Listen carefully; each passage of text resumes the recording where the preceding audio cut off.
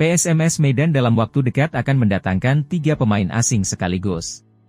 Satu akan menjalani percobaan atau trial dan cek medis, sementara satu lainnya, pemain asal Korea Selatan akan memperkuat PSMS Medan mengarungi musim kompetisi Liga 2 musim 2023-2024.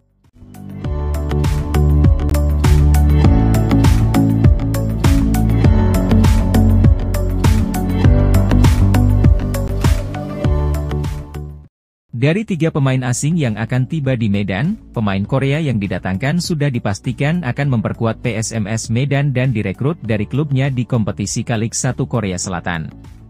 Para pemain asing yang bakal merapat ke PSMS Medan itu berposisi sebagai gelandang serta penyerang. Mereka dijadwalkan tiba di Medan sekitar 3 hari ke depan.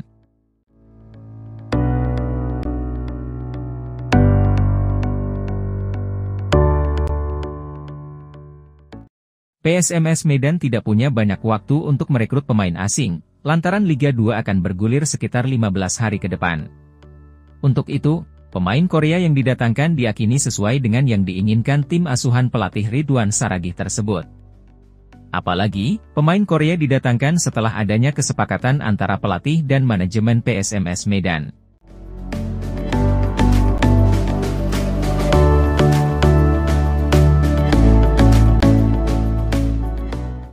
Sebelumnya, PSMS telah mendatangkan sebanyak 3 pemain asing. Namun, dari 3 yang datang, 2 diantaranya dinilai tak lolos pada saat uji medis. Hanya pemain asal Jepang, Hiroya Kono yang sempat turun membela PSMS Medan di 2 laga turnamen Gubsu 2023.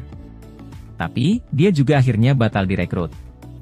Sementara itu, pelatih PSMS, Ridwan Saragih mengatakan, pihaknya masih menunggu informasi dari Direktur Utama PT Kinantan Medan Indonesia, Arifuddin Maulana untuk pemain asing.